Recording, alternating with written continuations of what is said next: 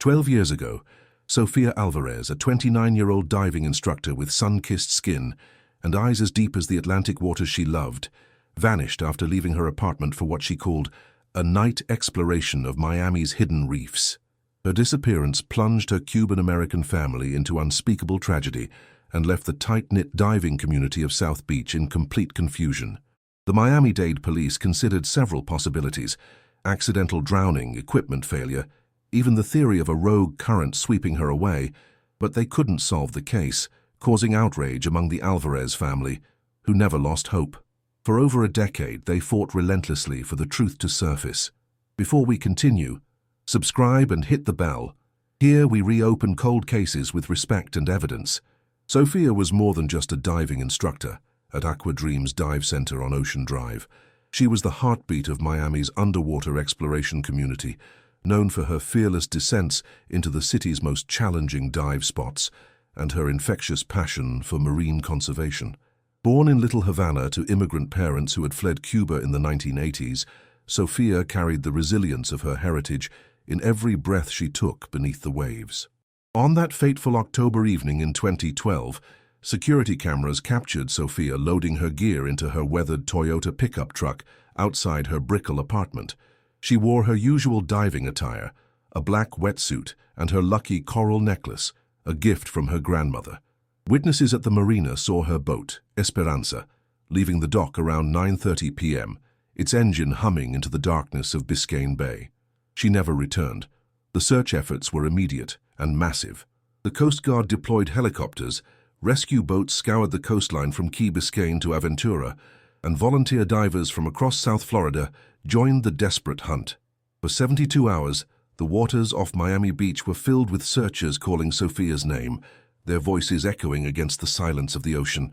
But Sofia Alvarez had vanished without a trace, leaving behind only questions and a family shattered by the unknown.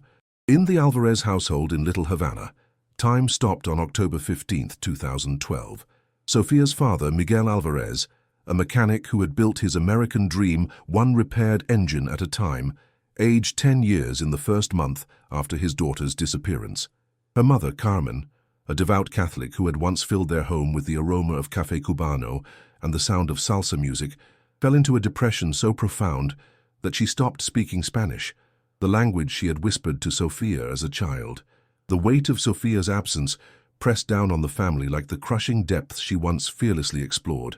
Her younger brother, Diego, then just 22 and studying marine biology at the University of Miami, abandoned his studies and spent months walking the beaches at dawn, scanning the shoreline for any sign of his sister.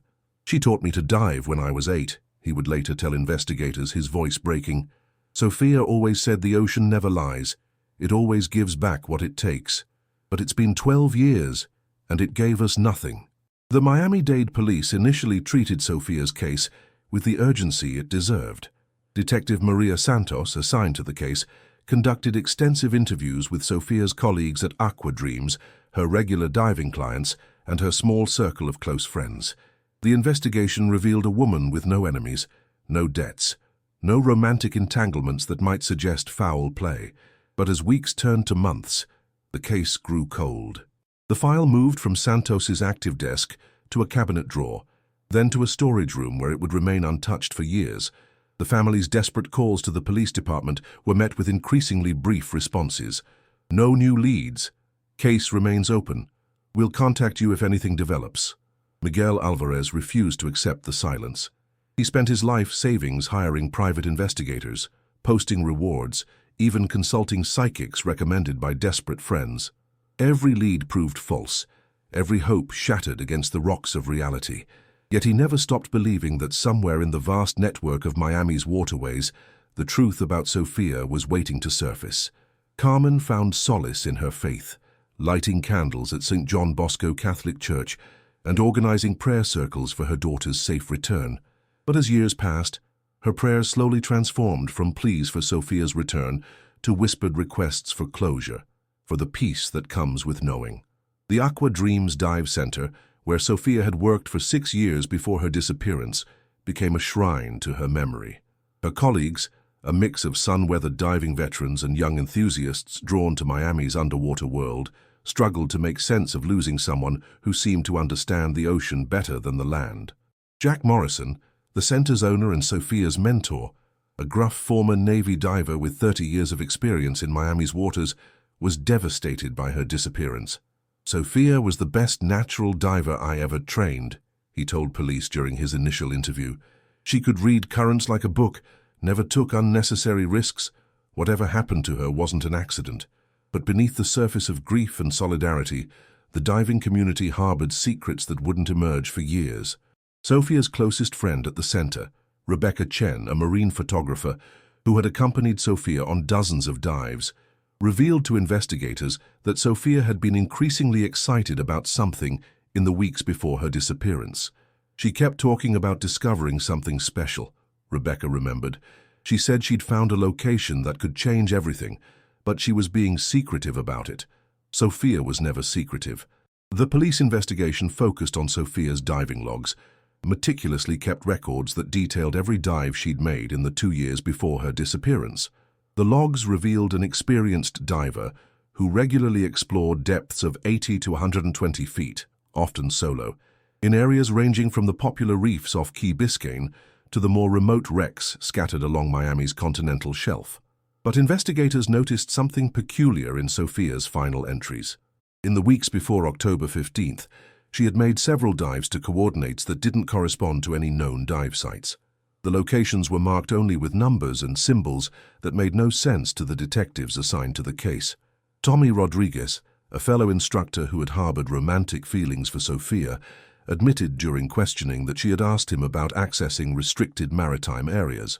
"She wanted to know about the old military zones, places where civilian divers weren't supposed to go," he told Detective Santos. "I told her it wasn't worth the risk, but Sophia had this thing about uncovering hidden places." As the investigation stalled and the case grew cold, the diving community slowly returned to its routines. New instructors were hired, new students learned to breathe underwater, and life continued in the endless rhythm of tides and tourists that defines Miami's coastal existence. But Sophia's absence remained like a void in the community's heart, a reminder that even the most experienced divers can be claimed by the depths they love. And somewhere in the maze of Miami's waterways, the truth about what happened to Sophia Alvarez waited in the darkness, patient as the ocean itself.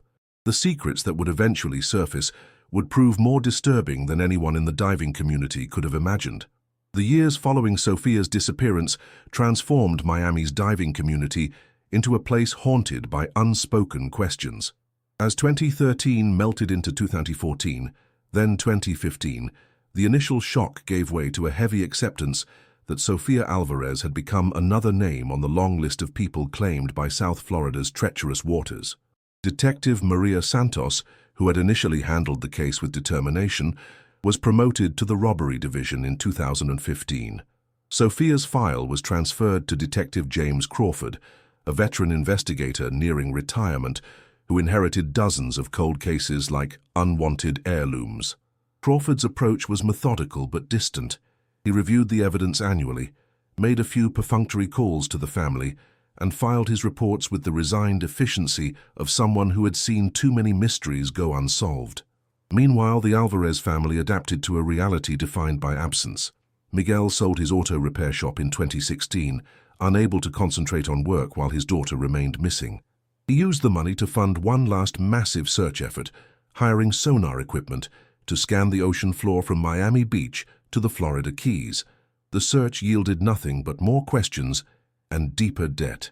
Carmen found a different kind of purpose in her pain. She became a volunteer with Miami-Dade's Missing Persons Family Support Group, helping other families navigate the bureaucratic maze and emotional wilderness of having a loved one disappear.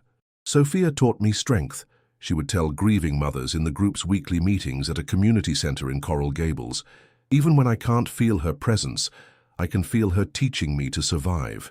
Diego, Sophia's brother, eventually returned to his marine biology studies, but changed his focus from research to underwater search and recovery. By 2018, he had become certified in technical diving and worked part-time with local authorities on recovery missions. Every dive was both professional duty and personal pilgrimage, a way of staying connected to the underwater world that had claimed his sister. The Aqua Dreams Dive Center struggled financially after Sophia's disappearance. Her absence affected not just the staff's morale, but also their reputation. Whispered rumors suggested that the center's safety protocols might have been inadequate. Jack Morrison, the owner, was forced to lay off 2 instructors and eventually sold the business in 2017 to a corporate chain that sanitized its troubled history. But for those who had known Sophia personally, the questions never stopped. Rebecca Chen, her closest friend, moved to Key Largo in 2016 to work with a marine conservation nonprofit, but she never stopped analyzing the photographs from her final dives with Sophia. Somewhere in those images, she believed, lay a clue that everyone had missed. October 2024. 12 years after Sofia Alvarez vanished into the depths of Miami's waters, Hurricane Milton tore through South Florida with unprecedented fury, reshaping coastlines and revealing secrets the ocean had kept buried for over a decade. In the aftermath of the storm, cleanup crews working at the abandoned Dinner Key Marina in Coconut Grove made a discovery that would reopen one of Miami-Dade's most haunting cold cases. Wedged between the barnacle-encrusted pilings of a collapsed pier, marine debris experts found pieces of diving equipment bearing a name that had haunted the local diving community: Sofia Alvarez. The equipment, a diving mask, a partially corroded regulator, and fragments of a buoyancy control device, had been scattered by the hurricane's surge but clearly belonged together. More significantly, the gear showed signs of deliberate damage that couldn't be attributed to 12 years of saltwater exposure or storm debris. Detective Sarah Kim, the young investigator who had taken over Miami-Dade's cold case division, received the call on a humid Thursday morning. Unlike her predecessors, Kim approached cold cases with the fervor of someone who believed that time could be an ally, rather than an enemy, in criminal investigations. She had successfully reopened and solved 3 cold cases in her 2 years with the department, earning a reputation for meticulous analysis and relentless follow-through. "When I saw Sophia's name on that diving mask," Kim would later reflect, "I knew this wasn't just equipment that had been lost and found. The damage patterns were too precise, too deliberate. Someone had wanted this gear to disappear, and the hurricane had other plans." The discovery sent shockwaves through what remained of Miami's original diving community. Jack Morrison, now retired and living in the Florida Keys, received the news through a phone call from Rebecca Chen, who had maintained contact with the Alvarez family throughout the years. "I felt like I'd been struck by lightning," Morrison recalled. "For 12 years I'd convinced myself that Sophia had simply made a mistake, gone too deep or gotten caught in a current. But seeing her gear show up like that, damaged the way it was, I knew we'd all been living a lie." The news reached the Alvarez family on a Tuesday evening. Miguel, now 68, and suffering from diabetes brought on by years of stress and poor self-care, broke down when Detective Kim called with the update. Carmen, who had maintained her vigil of prayers and candles for over a decade, felt a mixture of hope and terror that she had never experienced. The possibility of finally learning the truth about Sophia's fate. Diego, now 34 and working as a search and recovery specialist, was at a dive site off Key Biscayne when he received his mother's call. He surfaced immediately, his hands shaking as he processed the information. After 12 years of searching, the ocean had finally given them something back. If this case has already gripped you, hit that like button. It helps Sophia's story reach more people. The forensic analysis of Sophia's recovered diving equipment revealed details that transformed the investigation from a presumed accident into a confirmed homicide. Dr. Amanda Foster, the Miami-Dade Crime Lab's leading forensic specialist in maritime evidence, spent 3 weeks analyzing every fragment, every scratch, every trace of material found on the gear. The results were damning. The damage to the regulator was consistent with deliberate sabotage, Dr. Foster explained in her report to Detective Kim. Someone had tampered with the second-stage mechanism, creating a failure that would have been catastrophic at depth. This wasn't equipment malfunction. This was murder. Further analysis revealed even more disturbing evidence. Microscopic traces of an industrial adhesive on the mask's silicone skirt suggested that it had been deliberately compromised to cause leaking. Most significantly, fiber analysis of the buoyancy control device revealed traces of rope that had been used to weigh down the equipment, apparently in an attempt to ensure it would never surface. The discovery transformed Detective Kim's investigation from a cold case review into an active homicide inquiry. She began re-interviewing everyone connected to Sophia's disappearance, but this time with the knowledge that someone in Sophia's circle had deliberately murdered her and spent 12 years living with the secret. The first person Kim visited was Rebecca Chen, who had moved back to Miami after learning about the equipment discovery. Rebecca's reaction to the forensic findings was a mixture of vindication and horror. "I always knew Sophia wouldn't have made a fatal mistake underwater," Rebecca told Kim during their interview at a coffee shop in South Beach. "She was too careful, too experienced. But to know that someone actually sabotaged her gears, it's beyond comprehension. Someone she trusted murdered her." Rebecca provided Kim with a crucial piece of information that had been overlooked in the original investigation. In the weeks before Sophia's disappearance, she had been receiving anonymous messages through the dive center's online forum, messages that seemed harmless at the time, but now appeared sinister in retrospect.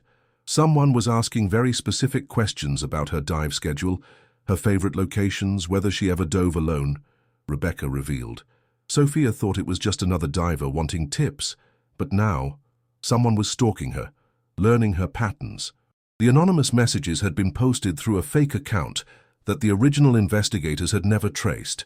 But in 2024, with advanced digital forensics, Detective Kim was able to work with cybercrime specialists to trace the account's creation and access patterns.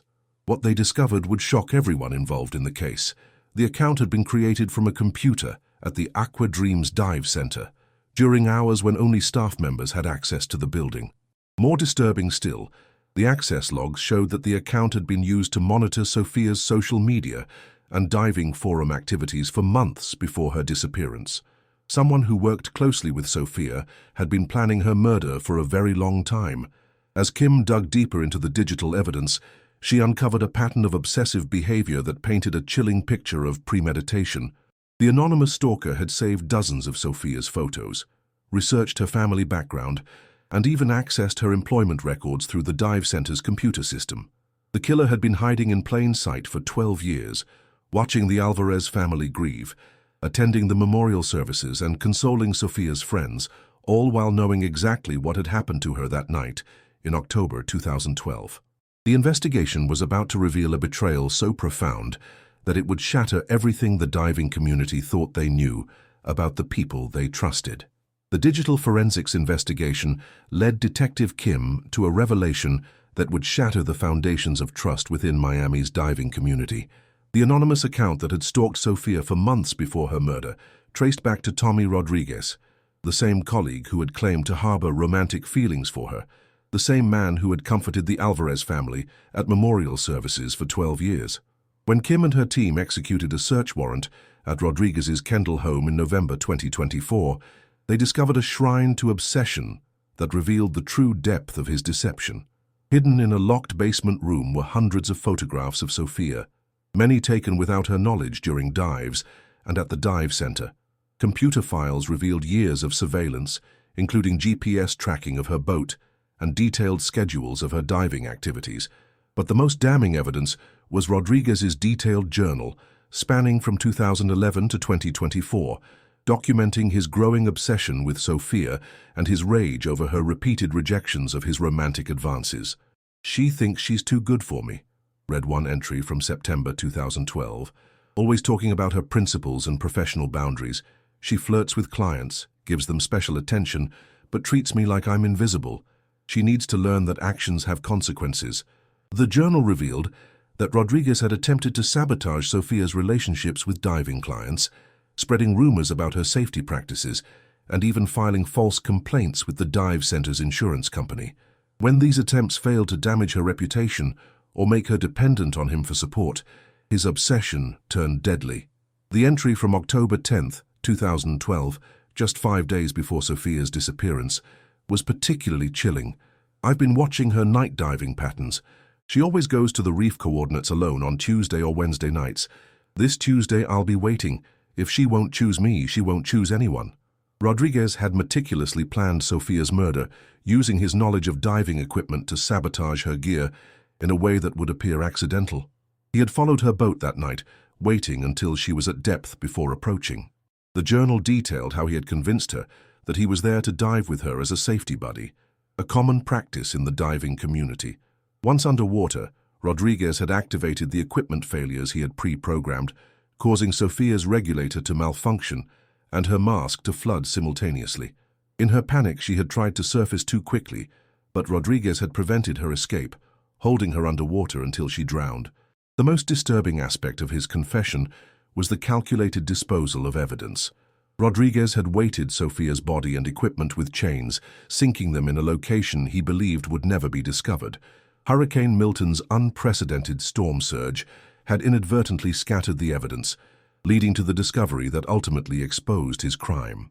The arrest of Tommy Rodriguez on November 15, 2024, sent shockwaves through Miami's diving community that reverberated far beyond South Florida. For 12 years, Rodriguez had been viewed as one of Sophia's closest friends, a grieving colleague who had supported the Alvarez family and participated in memorial services and anniversary vigils. Jack Morrison, the former owner of Aqua Dreams, was devastated by the revelation. Tommy was at Sophia's memorial service, Morrison told local news reporters. He hugged her parents, he cried with the rest of us, to know that he was the one who killed her. It makes me question everything I thought I knew about people. The arrest occurred at Rodriguez's current workplace, a dive center in Homestead where he had worked since 2019. Witnesses described a man who showed no emotion as Detective Kim read him his rights, as if the 12 years of carrying his secret had already drained him of all feeling. In custody, Rodriguez initially maintained his innocence, claiming that the evidence had been planted. But when presented with the forensic analysis of Sophia's equipment and the contents of his journal, he finally confessed to the murder in a statement that revealed the full extent of his delusion and rage. "She made me feel like nothing," Rodriguez told investigators during his confession. "Every day at work, watching her laugh with clients, seeing how they looked at her, she had everything I wanted, and she wouldn't share any of it with me. I thought if I couldn't have her, at least I could control what happened to her." The news of Rodriguez's arrest reached the Alvarez family through Detective Kim's personal phone call. Miguel, now frail but determined to see justice served, broke down when he learned that the man who had consoled him at Sophia's memorial services was her killer. "For 12 years, this monster hugged my wife at church," Miguel said in a statement to the press. "He came to our house for Sophia's birthday remembrances. He looked me in the eye and promised to help find her killer, knowing he was the one who murdered our daughter." Carmen's reaction was more complex, mixing relief at finally having answers with horror at the betrayal. "I prayed for Sophia's killer to be found," she told reporters outside the family's little Havana home. "I never prayed for it to be someone we trusted, someone we considered family." Diego, who had spent years diving in search of his sister, felt a particularly deep betrayal. "Tommy taught me advanced diving techniques," he said. "He helped me become certified for search and recovery. He was using his knowledge of my sister's murder to help me look for her. It's beyond sick." The revelation also exposed systematic failures in the original investigation. Detective Crawford, who had handled the case during its dormant years, admitted that the department had never properly investigated the digital stalking or analyzed the dynamics within the dive center staff. "We focused on strangers, on accidents, on everything except the possibility that someone close to Sophia might have killed her," Crawford acknowledged. "If we had been more thorough in 2012, the Alvarez family wouldn't have suffered for 12 additional years." Tommy Rodriguez's trial began in March 2025, attracting national attention as a case study in obsession, betrayal, and the long reach of justice.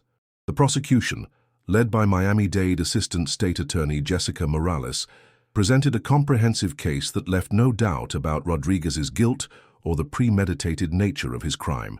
The trial revealed additional horrifying details about Rodriguez's behavior in the years following Sophia's murder.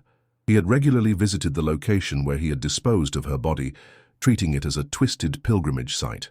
He had also inserted himself into the family's grief, volunteering for search efforts, and even suggesting memorial dive sites that he knew would never yield evidence. Perhaps most disturbingly, Rodriguez had continued to stalk other female diving instructors throughout his career, though he had never escalated to violence again. Several women testified about his inappropriate behavior, painting a picture of a man who viewed women in the diving industry as objects to be controlled rather than colleagues to be respected. The defense attempted to argue diminished capacity due to mental illness, but the extensive evidence of premeditation and Rodriguez's calculated deception over 12 years undermined any claims of impaired judgment. On April 18, 2025, after deliberating for just 4 hours, the jury found Tommy Rodriguez guilty of first-degree murder, kidnapping, and evidence tampering. Judge Maria Gonzalez sentenced him to life in prison without the possibility of parole, ensuring that he would never again have the opportunity to harm another person. The Alvarez family attended every day of the trial, finally hearing the truth about Sofia's last moments and the systematic betrayal they had endured for over a decade. During the sentencing hearing, Miguel addressed Rodriguez directly. "You didn't just kill our daughter," he said, his voice steady despite his tears. "You tortured our family for 12 years, pretending to care while you knew exactly what you had done. You stole Sofia's life, but you also stole 12 years of our ability to properly grieve and heal." Carmen chose not to address Rodriguez directly, but instead spoke about Sofia's legacy. "My daughter loved the ocean, and she loved teaching people to explore safely underwater." Tommy Rodriguez represented everything Sofia fought against. The idea that women in diving couldn't be independent, couldn't be safe, couldn't be respected as equals. Diego's statement focused on the broader implications of the case. This trial exposed how easily predators can hide within communities that should be safe spaces. Sofia's death can't be undone, but maybe her story can protect other women from similar betrayals. The case prompted significant changes within Miami's diving industry. New protocols require background checks for all diving instructors, mandatory reporting of workplace harassment, and improved safety procedures for solo diving activities. The Sofia Alvarez Memorial Foundation, established by her family, provides scholarships for women pursuing careers in marine sciences and funds research into diving safety. Detective Sarah Kim, whose persistent investigation finally brought Rodriguez to justice, reflected on the case's broader meaning. Sofia Alvarez spent 12 years as a missing person, but she was never really missing. She was murdered by someone who couldn't accept her autonomy and independence. Her story reminds us that the most dangerous person in a woman's life is often someone she knows and trusts. As this investigation concludes, Sofia's family finally has the closure they fought for over more than a decade. Her killer will spend the rest of his life in prison, and her story serves as both a warning and an inspiration, a reminder that truth, like bodies in the ocean, eventually surfaces no matter how deep someone tries to bury it. The waters off Miami Beach continue their eternal rhythm, but they no longer hold the secret of what happened to Sofia Alvarez. That secret died with Tommy Rodriguez's life sentence, and Sofia's memory lives on in the safety protocols and advocacy efforts that bear her name. Subscribe to our channel to explore more cold cases and disturbing mysteries across America. Thank you for following Sofia Alvarez's story. We'll see you in the next video. Epilogue. Ripples in the Deep. 3 years have passed since Tommy Rodriguez was sentenced to life in prison for the murder of Sofia Alvarez. The waves that crashed against Miami Beach on that October night in 2012 have repeated their eternal cycle more than 4,000 times since Sofia took her last breath. But the ripples of her story continue to spread far beyond the waters where she died. The Alvarez family home in Little Havana has been transformed from a shrine of grief into a center of activism and healing. The living room where Carmen once lit candles in desperate prayer now hosts monthly meetings of the Sofia Alvarez Memorial Foundation. The walls display photos of scholarship recipients, young Latina women pursuing careers in marine biology, oceanography, and diving instruction, carrying forward Sofia's passion for the underwater world. Miguel, now 71, has become an unlikely advocate for victims' families, testifying before the Florida legislature about the need for better cold case resources and victim notification systems. His weathered hands, once skilled at repairing engines, now shake slightly as he speaks to lawmakers, but his voice remains strong when he talks about systemic failures that leave families without answers for decades. Sofia's case wasn't solved because of good police work, he told a legislative committee in Tallahassee last year. It was solved because a hurricane exposed evidence that had been hidden for 12 years. How many other families are waiting for their own Hurricane Milton to bring them justice? Carmen has found her calling as a victim advocate, working with the Miami-Dade Police Department's new Cold Case Family Liaison program, a position created directly in response to the Sofia Alvarez case. She meets with families whose loved ones have disappeared, offering the hard-earned wisdom of someone who survived 12 years of uncertainty. I tell them that hope and despair can live in the same heart, she explains to new families entering the nightmare she knows so well. I tell them that justice may be slow, but it's not blind. And I tell them about Sophia's strength because she taught me that even when someone tries to erase you from the world, love makes you immortal. Diego completed his PhD in forensic marine archaeology in 2026, specializing in underwater crime scene analysis. He now works with law enforcement agencies across the southeastern United States, using his expertise to recover evidence from aquatic environments. Each case he solves carries a piece of Sophia's spirit, turning his personal tragedy into a force for justice. The diving industry in South Florida has undergone significant reforms since Rodriguez's conviction. The Sophia protocols, mandatory background checks, harassment reporting systems, and buddy system requirements for night diving have been adopted by dive operators throughout the region. Rebecca Chen, now director of the Marine Safety Institute in Key Largo, has trained hundreds of diving instructors in recognizing and reporting predatory behavior within the industry. Sophia's murder exposed something we all knew but didn't want to acknowledge, Chen reflects. The diving community had a culture of silence around inappropriate behavior. We told ourselves it was just harmless flirting, just workplace dynamics. Sophia paid the ultimate price for our willingness to look the other way. The abandoned Dinner Key Marina, where Sophia's equipment was discovered, has been converted into a memorial park. The Sofia Alvarez Memorial Reef, an artificial reef structure installed offshore from the marina, provides a habitat for marine life while serving as a living monument to her memory. Diving students from across South Florida make pilgrimages to the site, learning about marine conservation while honoring a woman who died, pursuing her passion for the underwater world.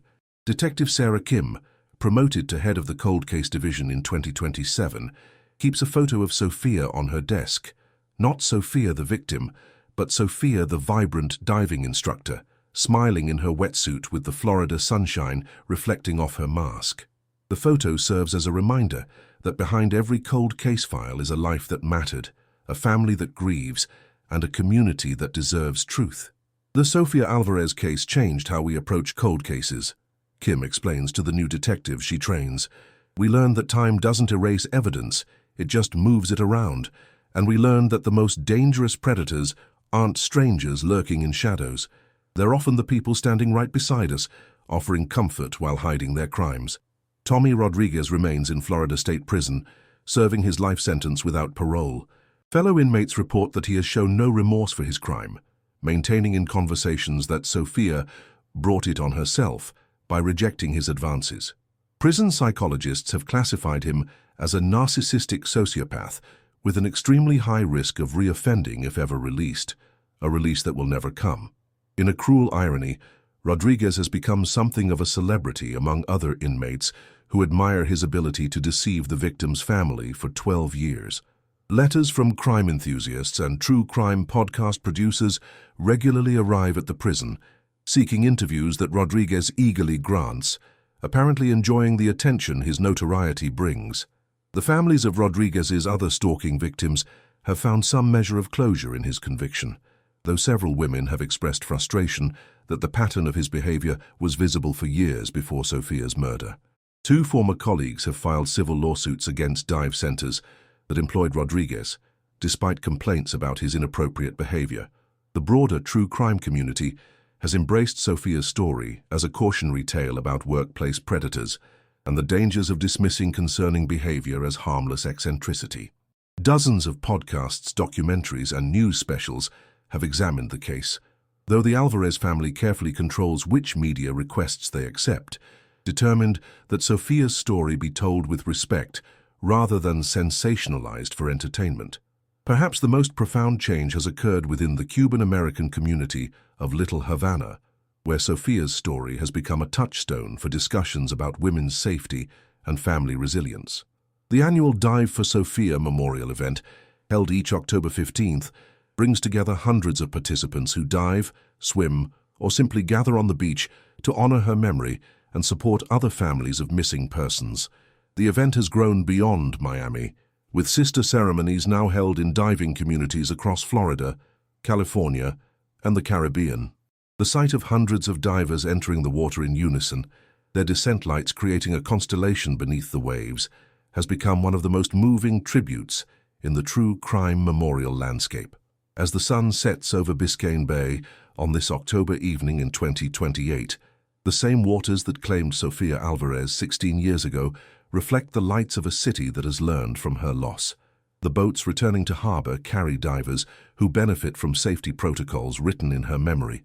The beaches host families who have found support through foundations bearing her name. The police stations house detectives trained in techniques developed from the lessons of her case.